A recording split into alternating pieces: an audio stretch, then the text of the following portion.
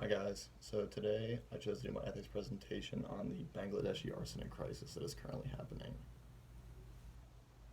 So a little bit of background for you. The contamination of arsenic was first discovered in two wells in 1993, and arsenic is a tasteless, odorless poison. And these two wells are the main source of drinking water for many people in rural areas in Bangladesh. And these two wells are dug manually and they're cheaper than most wells. So basically, a tube well costs around $100 to dig, while a deeper well would cost around 1,000. And these tube wells, the water is brought up from the ground through the tube well and pumped up to the surface by a hand pump.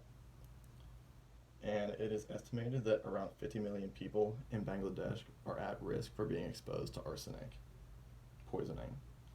So, some health effects of arsenic exposure include cancer, adverse pregnancy outcomes, and decreased intelligence in children. And this arsenic is affecting both the groundwater and the crops in the region. So, it's affecting the water people drink and the crops that people eat. And this picture over here is just a little picture that shows where the arsenic poisoning is the worst. As you can see, in the southeast region, it is really bad, but it is spread out throughout the whole country. So some ethics that should have been considered. Obviously, the safety of the people living in the region. The World Health Organization estimates that arsenic poisoning kills around 43,000 people in Bangladesh every year. And the environmental impact of arsenic seeping into the groundwater and the crops. So arsenic has been contaminating the water in the region since it was first discovered in 1993. And the problem is the government is not willing to try to do everything they can to fix this problem. Now, the only thing the government has done is they have installed more tube wells around the country to try to clean up the water, but this is more of a mask because it doesn't actually get rid of the arsenic because they're not deep enough and it's still in the groundwater. And they do not seem to care about arsenic because they consider it a silent killer. So what value should have been considered? Obviously the duty to the people to provide clean drinking water. And the duty of the government to step in would also help them. It would make them look better and provide more trust for the people to actually think the government is getting things done. So some engineering decisions.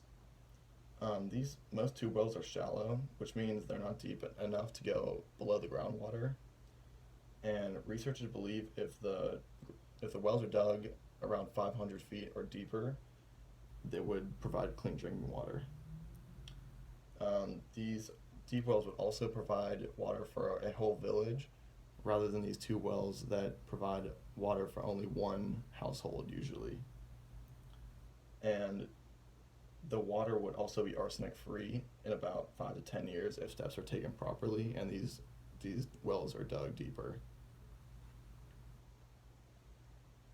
So were these the best decisions? No. Obviously these were not the best decisions to make.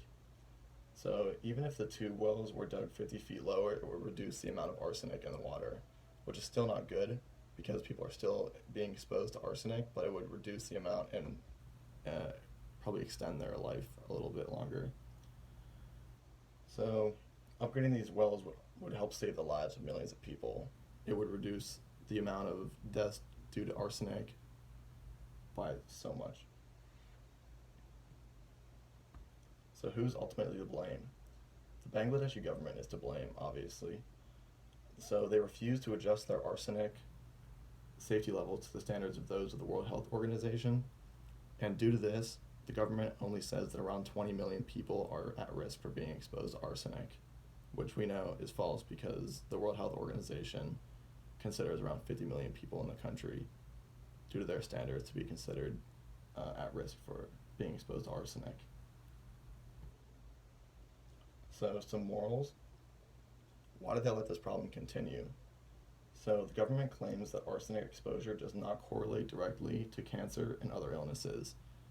And this has been proven wrong by other researchers and scientists and doctors around the world, that these birth defects and cancer is causing these problems, and it does link to arsenic.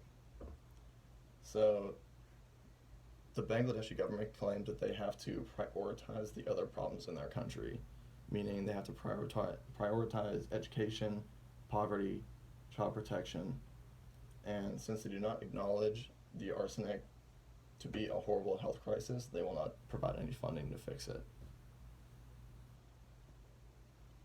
So what can be learned from this? So the government in Bangladesh needs to recognize this as an issue that is affecting people's health in the country. And they also need to update their standards to those of the World Health Organization.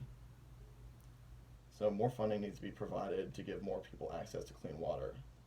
But this will only be done if there's a joint effort between the government in Bangladesh and our other countries and organizations, meaning they have donors in other countries that if they can prove that this is really a problem, then more countries will provide funding, so it's not all on the government in Bangladesh. So yeah, these are my sources.